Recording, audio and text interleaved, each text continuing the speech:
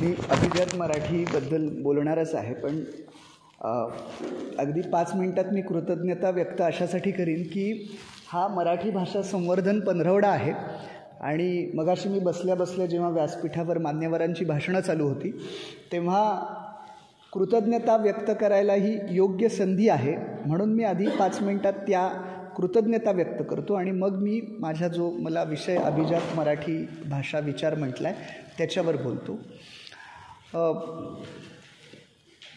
मगाशी सुधीर शेठ आपल्या कोमसापचे अध्यक्ष त्यांनी आणि LB पाटील सरांनीही सांगितलं की प्रशांत आणि कोमसाप या माध्यमातून मोठं होण्यासाठी विशाल आकाश मोकळं केलं आहे. आणि खरं आहे, काही नाती बघा कशी असतात. मला योगायोग असे आठवतात की मला आजही आठवतं, मी कॉलेजला असताना पुण्याच्या एका स्पर्धेला गेलेलो होतो आणि महाडमध्ये कोकण मराठी साहित्य परिषदेचं साहित्य संमेलन होतं आणि त्या परिसंवादामध्ये पहिल्यांदाच म्हणजे माझा कोमसापचा प्रवेश हा LB पाटील सरांनी त्या परिसंवादात माझं नाव तिथे मला सहभागी केलं होतं आणि मला सांगितलं होतं या तारखेला इथं यायचं आहे.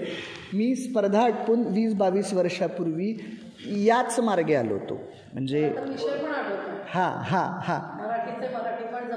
जपावे कसे, हेच रडतोंडीचा घाट, आंबेनळी घाट, हा सगळा ऐतिहासिक हे करत करत मी खाली महाडला उतरलो होतो. आजही 22 वर्षानंतर एक वक्ता म्हणून मान्यता थोडीशी पावल्यानंतर आजही कोमसापनं बोलवले, तेव्हा आजही मी काल कोल्हापूर कराडला व्याख्यानं करून पुन्हा एकदा त्याच घाटातनं आणि तिथूनच असं इथपर्यंत आलं. माणसं तीच आहेत. मला हेही आठवतं की मला परीक्षक म्हणून त्याच्याही अगोदर कोमसापच्याही अगोदर परीक्षक म्हणून कॉलेजच्या स्पर्धांना यायचो तेव्हा LB पाटील सर असतील, जंगम सर असतील, सुधीर शेठ असतील, सुनंदाताई असतील आणि मी चुकत नसेल तर स्नेहाताई तुम्ही पण कदाचित परीक्षक म्हणून असाव्यात, मला असं साधारण आठवतं. पण जंगम सर आणि सुनंदाताई आणि सुधीर शेठ हे तर डेफिनेटली त्यावेळेस परीक्षक म्हणून असायचेच. म्हणजे हा प्रवास तिथला आहे. दुसरं, मगाशी सुखद राणे सरांनी सांगितलं की आपलं होतं असं की आपणच आपली पुस्तकं आपणच लिहितो, आपणच पुस्तकं छापतो आणि आपणच लोकांना ती मोफत देतो. मला जय शिवराय पुस्तकाचा उल्लेख खूप जणांनी केला. मी त्याच्या आतमध्ये शिरणार नाही किंवा त्याची यशस्वीता सांगणार नाही, पण मला त्याच्यातली कृतज्ञता म्हणून कोणती गोष्ट सांगणं गरजेचं आहे आणि त्यातलं काहीही खोटं नाही आहे, शब्दशः ते खरं आहे. एक अवस्था अशी होती की कोरोनाचा काळ होता. माझे कोचिंग क्लासेसचे आणि व्याख्यानाचे हे दोन्ही, माझं आवड आणि प्रोफेशन एकच आहे, हे दोन्हीही प्रोफेशन 1-1.5 वर्ष ठप्प. घरात आमचं एकत्रित कुटुंब, तुम्ही एक असा अंदाज धरलेला असतो की शिल्कीवर तुम्ही किती दिवस चालवणार आहात. असं वाटत असतं 3-4 महिन्यात हे सगळं संपेल बरं का, पण जसजसं तुमचं वाढत जसं तसतसं तुम्हाला शिल्लक असते, शिल्की असते, असुरक्षितता थोडी निर्माण होते. पण माझ्या साथीनं जंगम सर आहेत, LB पाटील सर आहेत, सगळी प्रेम करणारी मंडळ आहेत, ती मला फोन करून करून विचारायची तुम्हाला काही लागणार आहे का, काही हे करणार आहे का. मी म्हणायचो की तो जो विश्वास असतो की मी सांगायचो लागली गरज तर मी सांगेल. आता होतं असं की त्यावेळेस गुड मॉर्निंगची पुस्तकं छापून आली होती, नवीन 6व्या आवृत्तीची, कारण व्याख्यानं पुढं लागलेली होती. हा लॉकडाऊनच्या आधीचा कालावधी आहे आणि माहिती होतं पुढची 4-5 व्याख्यानं बुक झालेली आहेत, गुड मॉर्निंगची पुस्तकं त्याच्यात जाणार आहेत, त्याच्यात गुंतवलेले पैसे होते. मधल्या कोरोनाच्या काळामध्ये जय शिवरायची ती सगळी प्रक्रिया पूर्ण करणं आहे, कारण प्रकाशक आम्हीच असल्यामुळे ते सगळं पूर्ण करणं हेही झालं होतं. आणि आता हे पुस्तक 240 पानाचं झालं होतं आणि याच्या 1000 प्रती छापायच्या, तर ते येणारं जे दडपण आहे, पण तरी लेखकाला हा आनंद असतो की आपली निर्मिती समोर येते. ती सगळी आली, मी ती अवस्था सांगतो आहे. म्हणजे ती आल्यानंतर माझ्यापुढे प्रश्न असा होता की गुड मॉर्निंग 140 पानाचं आहे, हे 240 पानाचं आहे, याची किंमत 290 रुपये आहे. आपल्या मनाला जरी किती वाटलं एखाद्या माणसाला भेट द्यावं, तर ते छापून आल्यानंतर भेट देताना पण माझे हात थरथरणार आहेत, कारण ते कसं असं सगळं डोक्यात होतं. प्रतिसाद मिळेल का, आपण लिहिलेला पायंडा वेगळा आहे, इतिहास वर्तमान जोड केलेली आहे, लोकांना कदाचित इतिहास म्हणजे असं ड्रामॅटिक आणि सगळंच जर हवं असेल, तीच कथेत वाचण्याची सवय असेल तर आपण लिहिलेलं स्वीकारणार आहेत का, ही सगळीच प्रश्नचिन्ह त्या काळात समोर उभी होती. पण मराठी भाषा संवर्धन पंधरवडा हा आपण साजरा करतोय. आणि मला असं वाटतं आपली कोमसापं ही फक्त बॅनरपुरतं करत नाही. ही जी माणसं आहेत ती खऱ्या अर्थानं त्या लेखकाला जगवतात, त्याचं कौतुक करतात आणि त्याला जगवणं म्हणजे भाषेचं संवर्धन करणं आहे. मला सांगायला अभिमानही आहे आणि कृतज्ञताही आहे की जय शिवराय पुस्तक आल्यानंतर अवि जंगम सर, सुखद Rane sir, LB Patil sir यांनी आपला घरचा माणूस काहीतरी करतोय आणि त्याचं कौतुक केलं पाहिजे. नुसतं कोरडं कौतुक नाही तर कृतिशील काहीतरी कौतुक केलं पाहिजे. म्हणून या माणसांनी माझ्याकडून पुस्तकं खरेदी केली, विकत घेतली काही संख्येनं. आणि बरं त्याचा योगायोग बघा कसा असतो. जेव्हा तुम्ही खऱ्या प्रेमानं ती विकत घेता तेव्हा जंगम सरांनी घेतलेली पुस्तकं अजय सलागरांनी घेतली, त्यांच्याकडून घेतलेलं पुस्तक महेंद्र घरतांनी घेतलं आणि मग ते ज्यांच्यापर्यंत पोहोचलं त्यांनी मोठ्या संख्येने ती पुस्तकं मागवली आणि 400-500 पुस्तकं आणि शब्दशः 1.25 रुपये पुस्तकातून मिळालेले या 3 माणसं त्याला कारणीभूत आहेत. हा कोमसापनं आपल्या माणसाला 1.25 हा शब्दशः पुरस्कार पुस्तकाच्या निर्मितीच्या वेळेसच दिलेला आहे. हे जे पाठबळ आहे ना, हे पाठबळ तुम्ही आयुष्यात विसरू शकत नाही. मग भरे महाराष्ट्रात बाकी कितीही मोठ्या संख्येनं झालं असेल पण हे त्या क्षणाचं पाठबळ आहे. या पाठबळाची तुलना तुम्ही कशातच करू शकत नाही. आणि हे मराठी भाषेचं हे संवर्धन आहे. बरं हे फक्त मी आर्थिक बाबतीत नाही म्हणत. माणसाला जसं आर्थिक लागतं तसं त्याला मानसिकही लागत असतं, त्याला आतून प्रेरणा लागत असते. कारण तुमचे कोणा तुम्ही संपर्कात येत आहे. पण ही जी बाकीची सगळी तुम्ही मंडळी आहात, गणेश कोळी आहेत, हेमंत बारटक्के आहेत, आमच्या ज्योत्स्नाताई आहेत, स्नेहाताई आहेत, या सगळ्या मंडळींना म्हणजे स्नेहाताई आणि ज्योत्स्नाताई या तर मला लहानपणा म्हणजे मी कॉलेजला असल्यापासून म्हणजे मला कौतुक वाटतं आणि मला माझं भाग्य वाटतं बरं का की शक्यतो एका क्षेत्रातली माणसं त्यांचं कौतुक नसतात करत. त्यांच्यात चढावड असू शकते की बुवा हा मोठा का मी मोठा. पण मला इतकं भाग्य लाभलं आहे की सुधीर शेठ असतील, स्नेहाताई असतील, ज्योत्स्नाताई असतील, या माणसांनी माझं कौतुक इतक्या निर्मळपणे करावं. म्हणजे मला कधी कधी हे स्वप्न वाटतं की अशी माणसं कौतुक करत असतात का, तर ती करतात. म्हणजे संजय गुंजाळ सर मला जेव्हा बारामतीत भेटतात किंवा कुठे भेटतात तेव्हा आपला माणूस भेटल्याचं जे फिलिंग असतं ना, म्हणजे कसं असतं बघा, तिकडं तुमचं मोठं कौतुक होतंय पण ते पाहायला तुमचं कुणीच नाही. तो एक तरी माणूस असला ना की ते असं आपल्या माणसातला रुबाब वाटत असतो ना. नाही तर तुम्ही तिकडं काही मिळवून आलात आणि तुमच्या शेजाऱ्याला पत्ता नाही आहे काय आहे. बरं हे मी विसरून गेलो होतो बरं का. आज तुम्ही सांगितल्यानंतर मला वाटलं की अरे तुमचंही कौतुक पाहायला मी होतो आणि माझंही कौतुक पाहायला तुम्ही होतात. मगाशी कोणीतरी सांगितलं गोपाळ शेळके सर आहेत की ज्यांचा पाहुणचार घ्यायला जावा. ही सगळी खूप जवळची मंडळी आहेत. म्हणजे आता मला माहिती आहे मला सगळ्यांचीच नावं याच्यात कव्हर करता येणार नाही. पण भाषा म्हणजे फक्त भाषा नाही, या स्वभावानं जी माणसं काम करत आहेत त्यांना आर्थिक, मानसिक सगळ्याच बाबतीमध्ये बौद्धिक अशा पद्धतीनं सपोर्ट करणं हे खरं मराठी भाषेचं संवर्धन आहे. आणि ते फक्त पंधरवड्यापुरतं नाही, ते पंधरवड्यापुरतं नाही आहे, ते कायमस्वरूपी आहे. मग अशी माझा एक उल्लेख अजून चुकून राहिला. मला सुनंदाताई पण परीक्षक होत्या. सुनंदाताई परीक्षक होत्या आणि त्यांच्या बाबतीतली एक गोष्ट मगाशी मी सुधीर शेठ आणि मी काल जंगम सरांनाही म्हटलं. 2 फेब्रुवारी 2021 ना त्यांच्या जाण्याची तारीख. त्यांचा इतिहासावर गाढा अभ्यास, इतिहासाबद्दल त्यांना खूप म्हणजे इतिहास म्हटलं की त्या अशा व्हायच्या. अजून एक महत्त्वाची आठवण आहे, 2 फेब्रुवारी हा उंबरखिंडीचा विजय दिवस आहे. 2 फेब्रुवारीलाच तो कहार तलब खान उंबरखिंडीमध्ये आलेला आहे. रायबागन आणि तो प्रसंग सगळा 2 फेब्रुवारीचा आहे. हे काहीतरी इतिहासाचं आणि त्यांचं नातं असावं. अजून एक योगायोग बघा काय, सुनंदाताईंना नंबर 1 राहायला आवडायचं. तो जो उंबरखिंडीत कहार तलब खान आला ते साल आहे 1661. सुनंदाताई गेल्या ते साल आहे 2021. 61मध्येही नंबर 1 आहे आणि 2021मध्येही नंबर 1 आहे. हे काहीतरी त्यांचा इतिहासाचा तो ऋणानुबंध आहे. आणि त्यांनी बरोबर त्या दिवसाची अशी वेळ इतक्या लवकर साधायला नव्हती पाहिजे असं सगळ्यांच्याच मनातली इच्छा आहे. पण त्यांनी वेळ निवडताना म्हणजे असं म्हणतात की वारकरी माणूस एकादशीच्या दिवशी गेला तर ते महद्भाग्य समजलं जातं. तसं इतिहासावर प्रेम करणारा माणूस अशा एका दिवशी गेलाय की शिवाजी महाराजांच्या आयुष्यातली सगळ्यात मोठ्या फरकानं लढलेली जी लढाई आहे, म्हणजे ती एकमेव लढाई अशी आहे की ज्या लढाईमध्ये त्या सैन्याला शस्त्रास्त्र अशी त्या उंबरखिंडीत ठेवून म्हणजे त्यांना जखमा काही नाहीत बरं का, जी गेली त्यांना परत शास्ताखानाकडे जावं लागलंय. योद्ध्याच्या आयुष्यातल्या सगळ्यात नामुष्की ही असते की त्याचं शस्त्र काढून घेतलंय आणि तो जिवंत परत आलाय आणि असं सैन्याला शिवाजीराजांनी पाठवलंय. आणि हे जे त्याचं आत्मबळ गळालेलं असेल तो पुढे राजांच्या पुढे सैन्यासमोर कधीही लढायला येईल तेव्हा तो लढू शकणार नाही. आणि असा एक मोठा विजय याच दिवशी साधलेला आहे.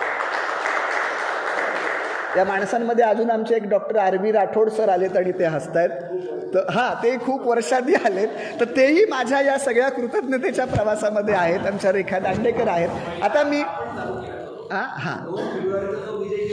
हां हो तुम्ही खालापूरला असताना अगदी खरं आहे. म्हणजे राठोडांच्या प्रयत्नानं तो सुरू झालेला आहे. तर या सगळ्यांना मी कृतज्ञतापूर्वक आधी नमस्कार करतो.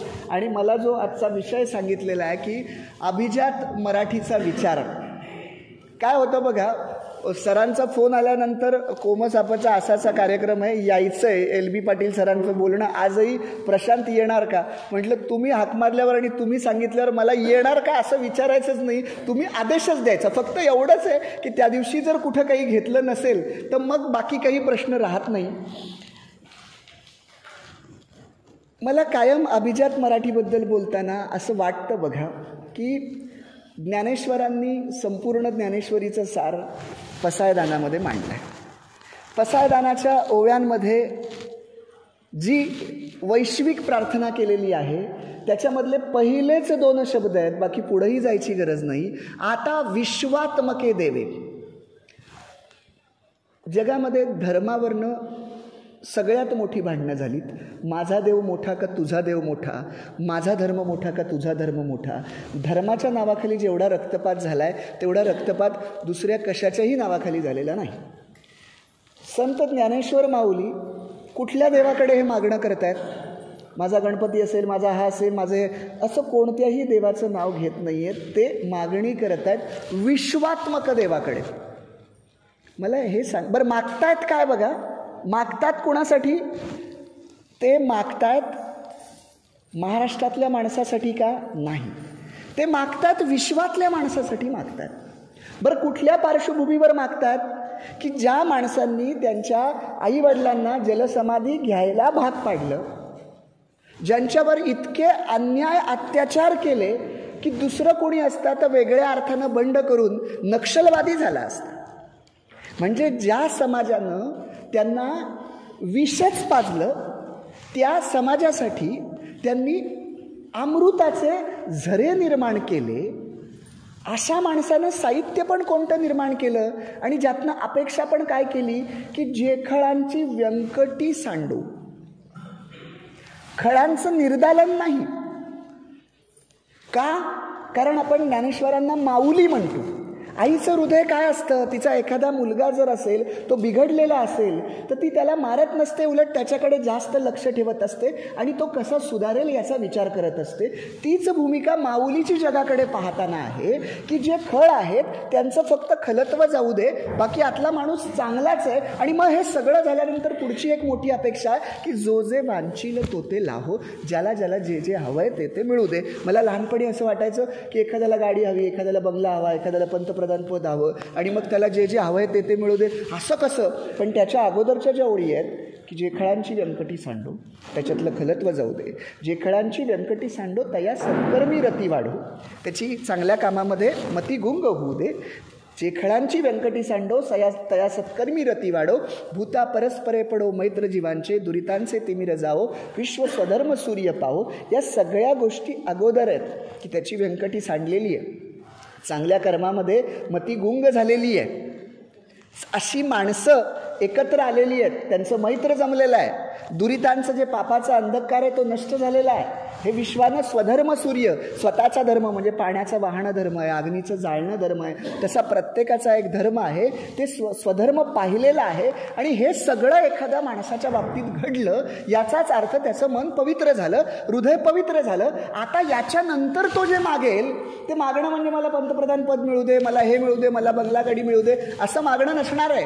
त्याचं मागणं जे असणार आहे ते समाजासाठी असणार आहे, कारण त्याचा मी इतका मोठा झालेला असणार आहे आणि असं मागणं पुरं झालं तर समाजाचंच कल्याण होणार आहे. या सगळ्या गोष्टी आमच्या ज्ञानेश्वरीमध्ये मांडलेल्या आहेत. ज्या मराठी भाषेला अभिजात दर्जा देणार आहे ते केंद्र सरकार देणार आहे, आपला देश देणार आहे. म्हणजे त्या ठिकाणी देशाची तरी मर्यादा आहे, पण ज्ञानेश्वरांनी जे निर्माण केलं आहे ते देशाच्याही पलीकडे जाऊन विश्वात्मक आहे. बरं, जे मागितलंय ते आईच्या भावनेनं मागितलेलं आहे. मग आईच्या भावनेनं निर्माण झालेलं साहित्य आणि विश्वासाठी तयार झालेलं साहित्य याच्यापेक्षा मोठं दर्जेदार पुराव्याला म्हणून दुसरं काय देता येऊ शकेल? तर दुसरं काय देणार ना, म्हणजे याच्यापेक्षा पुरावा काय देणार? आणि अगदीच द्यायचं झालं तर हे असं झुंडीच्या झुंडीनं आहे आमच्याकडे. हे एकच नाही, आमच्याकडे मरे एक त्याचा दुजा शोकवा आहे, अकस्मात तोही पुढे जात आहे. असं वास्तवाची जाण आणून कुणाच्या तरी घरात मृत्यू झालेला आहे त्या माणसाला सगळ्यात त्याचं मनच सांत्वन करणारा, हे जे विवेक जागृत करणाऱ्या या ओळी आहेत त्या रामदास स्वामींनी लिहिल्या. जोडोनिया धन उत्तम व्यवहारे असं सांगणारे आमचे तुकाराम महाराज आम्हाला सल्ला देत आहेत की तुम्ही धन जोडा, पण उत्तम व्यवहार करून जोडा, कारण त्या धनानं समाजाचं कल्याण होणार आहे. हे तर संतांच्या बाबतीतलं झालं. मग नंतर आम्ही पुढे केशवसूत असतील किंवा आमच्या अगदी कुसुमाग्रजांनी अगदी सगळ्या थरातला, म्हणजे एक एक उदाहरण आम्ही जरी प्रत्येक पातळीवरचं घेतलं की पुरे झाले चंद्र सूर्य, पुरे झाल्या तारा, पुरे झाले नदी नाले, पुरे झाला वारा, प्रेम कर भिल्ल्यासारखं बाणावरती खोचलेलं, मातीमध्ये उगून सुद्धा मेघांपर्यंत पोहोचलेलं, अशी निर्मिती सुद्धा तारुण्याला सळसळणारी याच मराठीतली आहे. आणि सरणावरती आज आमुची पेटताचं प्रेते, त्या ज्वालांतून उठतील भावी क्रांतीचे नेते, असं म्हणून या मातीतनं देशासाठी समर्पित, म्हणजे प्रेमात आणि युद्धात सगळं माप असतं तसं प्रेम करायलाही भाग पाडणारे शब्द आणि युद्ध करण्याला जिंकण्याला भाग पाडणारे सुद्धा हे शब्द, हे सुद्धा याच मातीतले आहेत. ज्या स्मारकामध्ये आपण आहोत ती श्यामची आई निर्माण करणारी लेखणी आणि साने गुरुजी हे आमचेच आहेत ना, आमच्याच मराठीतले आहेत ना. म्हणजे आम्हाला आमचं जे दर्जेदारपण आहे ते खरं सिद्ध करण्याची गरज नाही व्हायला पाहिजे. ज्या छत्रपती शिवाजी महाराजांच्या महाराष्ट्रामध्ये छत्रपती शिवाजी महाराजांनी जी व्यवस्था घालून दिलेली आहे, जो मराठी राजव्यवहार कोश आहे, तो जो त्यांनी त्यावेळेस निर्माण केलेला आहे, त्यांच्या महाराष्ट्रातली ही मराठी भाषा आहे, हे मराठीपण आहे. आणि याचा दर्जा, आणि शिवाजी महाराज फक्त महाराष्ट्रापुरतं नाही आहेत, अख्ख्या विश्व आज त्यांच्याकडे प्रेरणास्थान म्हणून पाहत आहे. या सगळ्या गोष्टी याच मराठी भाषेत, म्हणजे जे मगाशी तुम्ही जे 4 क्रायटेरिया सांगितलेत की एक ती भाषा दर्जाची असावी, तर मला असं वाटतं एवढी उदाहरणं दर्जासाठी म्हणजे पुष्कळ आहेत. बाकी जर आम्ही सगळे शोधत बसलो तर आम्ही 10 तास बोलत राहिलो तरी मराठीतले दर्जेदार कवी साहित्यिक हे आम्ही असे नक्की निवडू शकतो. म्हणजे एक तिथे अडथळा नाही आहे. दुसरं जे तुम्ही म्हणालात ते की आमची भाषा प्राचीन असली पाहिजे, तिला 1,500, 2,000, 2,500 वर्षाचा इतिहास असला पाहिजे. मगाशी त्यांनी छान उल्लेख केला की जे जुन्नरमधलं तिथे जे नाणेघाट आहे, जो म्हणजे माळशेज घाट आत्ताचा असेल, पण जो नाणेघाट पूर्वी चालत जायचा, म्हणजे अगदी इंग्रज जे असायचे शिवाजी महाराजांच्या काळातले, ते सुद्धा नाणेघाटातनं गेलेले आहेत असे उल्लेख मी काही गजानन भास्कर मेंदळेंच्या ऐतिहासिक पुस्तकात पण नाणेघाटाबद्दलचे उल्लेख ऐकलेत. आणि त्यांनी जो संदर्भ दिला की तिथे ब्राह्मी लिपीमधला जो 2200 वर्षापूर्वीचा जो शिलालेख सापडलेला आहे की जिथे महाराष्ट्रांनो असा जो उल्लेख आहे, तो उल्लेखही आम्हाला पुराव्यानं हे सिद्ध करतो आहे. किंवा ते जे एक मला वाटतं गाथा सप्तशती म्हणून असलेलं पुस्तक आहे, हे पुरावे आम्ही सादर केलेत. आणि तिसरं जे आपण म्हटलं की आमची भाषा स्वयंभू असावी, स्वयंपूर्ण असावी. तुम्ही बघा ना, आज म्हणजे मला व्याख्यानाच्या निमित्तानं मी फिरतो आहे, मी जेव्हा खानदेशात जातो तेव्हा मला मले तुले ऐकायला मिळतं, मी कोल्हापुरात जातो तेव्हा मला तिथला टोन वेगळा ऐकायला मिळतो, मी जेव्हा खाली कोकणात उतरतो तेव्हा तिथला असलेला टोन असेल, मी पनवेल उरणकडे जातो तेव्हा तिथला टोन वेगळा असेल, विदर्भातला असेल. या सगळ्या ज्या भाषा आहेत त्या आहेत मराठीतच. पण मी चुकत नसेल तर मला असं वाटतं 52 बोली भाषा किमान मराठीत किमान तरी असाव्यात. हे स्वयंपूर्णतेचं लक्षण आहे की, म्हणजे त्या पातळीवरही आमची भाषा टिकते आहे. आणि चौथं जे मगाशी गणेश कोळेंनी सांगितलं की आमची असलेली प्राचीन मराठी आणि आत्ताची आधुनिक मराठी याच्यामध्ये काहीतरी समरसता असली पाहिजे. आजही तुम्ही प्राकृतातले काही शब्द शोधा आणि आत्ताचेही शोधा, तुम्हाला समरसता टप्प्याटप्प्यावर सापडेल. म्हणजे हे वेगळं नाही आहे. आम्हाला जर कोणी असं म्हणत असेल की संस्कृतची मुलगी मराठी आहे, तर असं अजिबात नाही आहे. संस्कृतबद्दल आम्हाला प्रेम आहेच, असायलाच पाहिजे. त्याच्याबद्दल आम्हाला काही आकस नाही आहे की तिला अभिजात दर्जा मिळाला आहे, पण आम्हीही त्याच ताकदीचे आहोत हे आम्हाला सांगता आलं पाहिजे, आम्ही सिद्ध करू. आता या सगळ्या गोष्टींवर एक काही गोष्टी आमच्या हे लक्षात आलं पाहिजे की असे दोन मतप्रवाह असू शकतील की बुवा आम्ही स्वयंभू आहोत, आम्ही स्वयंसिद्ध आहोत, आमची भाषा ही अभिजात आहेच, आम्हाला अनुदानाची गरज आहे का? तर मी या मताचा आहे की ते असलं पाहिजे. कारण सगळी सोंगं आणता येतात, पैशाची सोंगं आणता येत नाहीत. कोट्यावधी रुपयांच्या पटीनं आम्हाला जर अनुदान मिळत असेल तर त्याचे काय काय फायदे होऊ शकतात. एक तर पहिली सगळ्यात महत्त्वाची, महाराष्ट्रातली जी ग्रंथदालनं आहेत, ग्रंथालयं आहेत, ती सक्षमरित्या समृद्ध होऊ शकतात की आम्ही विचारांचा, पुस्तकांचा वारसा जास्तीत जास्त लोकांपर्यंत पोहोचू शकतो. ही सगळ्यात महत्त्वाची गोष्ट होऊ शकते. दुसरी महत्त्वाची गोष्ट म्हणजे अनेक विद्यापीठांमध्ये अभ्यासासाठी आपल्या मराठीचा समावेश होऊ शकतो. आणि दुसरं महत्त्वाचं, या मराठी भाषेची जी अस्मिता आहे, जी अस्मिता आपण केवळ साहित्य संमेलनं, मराठीवर प्रेम करणारी माणसं यांच्या पुरतंच मर्यादित न राहता, ही जी मराठीची अस्मिता आहे की माझ्या मराठीला अभिजात मराठीचा दर्जा मिळाला आहे,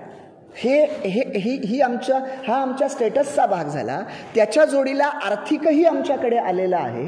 त्यानंतर मराठी अस्मितेनं काय काम होईल? एक कसं असतं माहिती आहे का, एखाद्या गोष्टीला जेव्हा दर्जा प्राप्त होतो ना, दर्जा, तेव्हा त्या दर्जासाठी आणि त्या प्रतिष्ठेसाठी माणसं काहीही करायला तयार होतात. तुम्ही म्हणाल प्रतिष्ठा काय करते? बघा, शिवाजी महाराजांच्या काळामध्ये जेव्हा चांगलं काम केलं जायचं, किल्ला घेतला जायचा, किल्ल्यासाठी समर्पण केलं जायचं, काहीतरी शौर्य पराक्रम गाजून आणलं जायचं, त्या गोष्टीला प्रतिष्ठा होती, शिवाजी महाराजांनी प्राप्त करून दिली होती. तेव्हा माणसं मरायला तयार होत होती. का? तर मी जरी मेलो तरी हरकत नाही, पण मी मेल्यानंतरही माझ्या कुटुंबाला ती प्रतिष्ठा प्राप्त केलेली आहे. मला देशासाठी, माझ्या समाजासाठी, माझ्या राज्यासाठी मला काहीतरी करायचं आहे, याबद्दलची प्रतिष्ठा शिवाजी महाराजांनी त्या अवस्थेला आणून ठेवली होती. त्यामुळे माणसं त्यासाठी काहीतरी करत होती. हेच जेव्हा बदलतं, पारतंत्र्यातून आम्ही स्वातंत्र्यात आलो. आत्ता तुम्ही जर बघायला गेलात राजकारणामध्ये, पैसा, संपत्ती, म्हणजे राजकारणातून पैसा निर्माण करणं, पैसेतून अधिकार करणं, पुन्हा राजकारणाकडे येणं, असं जर म्हणजे फक्त राजकारण नाही बरं का. तुम्हाला जर असं दिसायला लागलं की गाडी, बंगला, तुमच्याकडे असलेली संपत्ती, या गोष्टी, हे बघा एक लक्षात घ्या, तुम्ही म्हणाल आम्ही त्या गोष्टीला मानत नाही आहोत. आपण आज रायगड जिल्ह्यातले मोजके साहित्यिक इथे आलेलो आहोत, पण जो समाज प्रवाह 90% आहे, तो आजही समाजात कशाला प्रतिष्ठा आहे त्याच्याकडेच झुकतोय ना. म्हणजे बंगला, घोडा, गाडी असलेली सत्ता, पद, यालाच जर प्रतिष्ठा असेल आणि 90% मुलांना तेच वाटत असेल, तर ती माणसं मग या बाकीच्या फंदात पडत नाहीत. ती म्हणतात आम्ही पैसा कमवू, आम्ही सत्ता कशी येईल ते बघू, कुठल्या का मार्गाने होईना, पण आम्ही ते कमावणार आहोत, कारण त्याला प्रतिष्ठा आहे. समाज हा मग तिकडे जायला लागतो. मग त्याला आम्ही रोखणार कसं आहोत? मला सांगायचं आहे की ही प्रतिष्ठा आहे. आज आम्ही कितीही ओरडलो की आपल्या मुलांना मराठी शाळेमध्ये घाला, आपली मुलं जिल्हा परिषदेच्या शाळेत शिकू द्यात, किंवा इंग्लिश मिडियमला घालण्यापेक्षा ती मराठीतून शिकू द्यात, त्यांना आम्ही व्यावहारिकदृष्ट्या काय उत्तर देणार आहोत? मराठीतून शिक्षण घेतल्यानंतर आम्ही त्यांच्या मनाचं आत्ता समाधान करू शकत नसू की त्याच्या पुढे जर त्याला जॉब मिळेल का, तो यशस्वी होईल का, त्याला आर्थिक त्याचे प्रश्न, भाषा सोडवू शकणार आहे का, याच्याबद्दल जर प्रश्नचिन्ह असतील आणि प्रतिष्ठाही आज आम्ही तितकी प्राप्त करून दिलेली नसेल, तर मग होऊन जातं असं, आम्ही तोंडाने मराठीबद्दल बोलतो आणि गुपचूपपणे मागच्या दारांना मुलांनी मात्र इंग्रजी मीडियममध्येच टाकतो. का? तर आमच्याही मनात आम्ही साशंक आहोत. पण मला असं वाटतं, जर मराठीला अभिजात मराठीचा दर्जा प्राप्त झाला तर पहिलं सगळ्यात महत्त्वाचं हे होईल की माणसांना, मुलांना मराठी शाळेत घालावं का इंग्लिश मीडियमला, याबद्दलचे 50% प्रश्न तरी कमी होतील आणि मराठीकडे माणसांचा ओढा पुन्हा वाढला जाईल. आणि हे खूप महत्त्वाचं आहे. नाहीतर आज तुम्ही जिल्हा परिषदेच्या शाळांची अवस्था बघा हो. शिक्षक आहेत पण मुलांची संख्या कमी आहे. शिक्षकांनी एवढीच मुलांची संख्या आहे. म्हणजे मी ज्या मराठी शाळेत शिकलो हातनोलीच्या, त्यावेळेस पडक्या भिंतीच होत्या, छोटंच सगळं काही होतं, पण सगळं मिळत होतं. आज मी विचार करतोय, माझ्या शाळेमध्ये मोठी बिल्डिंग झाली आहे, जिल्हा परिषदेच्या शाळेची मोठी बिल्डिंग आहे, 3 मजली बिल्डिंग झाली आहे, पण मुलं नाही आहेत शाळेत. हा दर्जा जेव्हा आम्ही या पद्धतीनं देऊ ना, तेव्हा आम्ही खऱ्या अर्थानं, मला असं वाटतं, आमच्या हे बघा, हे आम्हाला माहिती आहे, आमचं सगळं म्हणजे सगळं तत्त्वज्ञान, आमचं सायन्स, मानसशास्त्र हे सांगतं आहे की मुलांनी मातृभाषेतच शिकलं पाहिजे. कारण शेवटी विचार माणसं आपल्याच भाषेत करत असतात. आम्हाला यंत्र निर्माण करायची नाहीत, आम्हाला भावनाशील समाज निर्माण करायचा आहे. कारण यंत्र निर्माण करून आम्ही कलेक्टर निर्माण करू. हो, इंग्लिश मिडियममध्ये शिकून मराठीतला कलेक्टर निर्माण होईल, तो त्याचं कामही करेल, पण कलेक्टरच्या हातामध्ये समाजाचा विकास आहे. तो जर संवेदनशील नसेल तर तो फक्त फायलींवर सही करेल, पण तो जर संवेदनशील असेल तर मेणबत्ती लावा हे लिहिलेलं नसलं तरी तो स्वतःच्या अधिकारामध्ये त्या परिस्थितीमध्ये काय आहे ते तो करणार, ते करणार. असं आम्ही निर्माण करू शकतो. आणि तो जे काही करणार आहे ते सगळं जे आहे ना, ते सगळं तो त्या संवेदनाने करणार आहे. आणि याच्यासाठी आम्हाला अभिजात मराठीला दर्जा मिळाला पाहिजे. आता राहतात बाकीच्या गोष्टी, त्याच्याबद्दल मला माहीत नाही, पण आपण विचार करावा. कोणता? की आम्ही सयांची मोहीम घेऊन किंवा महाराष्ट्रातल्या लाखो लोकांना वाटलं अभिजात मराठी झाली पाहिजे, असं होऊन ती होणार आहे का? त्यातल्या काही टेक्निकल बाबी आहेत. म्हणजे कसं आपण कधी ते TV शो बघतो बघा, तिथे दिलेलं असतं काही लाईफलाईन असतात आणि असे हजारो लोक बसलेली असतात. आणि मग जेव्हा अशी वेळ येते किंवा बुवा त्यातले तज्ज्ञ आहेत त्यांचं मत मानावं का अशी बाकीची लोक म्हटली आहेत त्यांचं मत मानावं, तर तेव्हा हुशार माणसं म्हणतात तज्ज्ञाचं मत मानावं. कारण मॉब चुकू शकतो. म्हणजे 100 हात वरती झाले आणि एका बाजूला एक तज्ज्ञ आहे, अशी परिस्थिती निर्माण झाली तर लोकशाही आहे म्हणून 100 एका बाजूनं ते खरं असेल असं सांगता येत नाही बरं का. हां, म्हणजे जे एका बाजूनं आहेत तेच खरं असेल असं सांगता येत नाही. तेव्हा आपण तज्ज्ञाचं मत मानतो. तसं आता आम्हाला हा दर्जा देणं नक्की कुणाच्या हातात आहे, त्यातल्या टेक्निकल अडचणी काय आहेत, त्यावर काम करणारी माणसं कोण आहेत आणि त्याच्यातले अडथळे काय आहेत, या तांत्रिक गोष्टींवर काम करून आपल्यासारख्या महाराष्ट्र राज्य साहित्य परिषद, महाराष्ट्र राज्य साहित्य संस्कृती मंडळ असेल किंवा कोकण मराठी साहित्य परिषद असेल, अशा ज्या भाषेसाठी काम करणाऱ्या संघटना आहेत, यांनी बाकीकडे वातावरण निर्माण होणं ही पण गरजेची बाब आहे. पण त्याहीपेक्षा या तांत्रिक गोष्टींमध्ये काम करणारी जी अधिकाराची माणसं आहेत त्यांच्यावर दबाव कसा येईल आणि त्याचबरोबर कायदेशीर दृष्ट्या असलेल्या बाबीसुद्धा आम्ही कशा पूर्ण करू शकू, याच्यावर जर आम्ही जास्त लक्ष दिलं तर मला असं वाटतं आपली भाषा ही अभिजात आहेच, पण ती दर्जेदार आणि या पद्धतीनं झाली तर तुम्हा आम्हा आणि पुढच्या पिढीला आम्ही काहीतरी दिलं असं होईल. यावर विचारमंथन व्हावं एवढीच विनंती.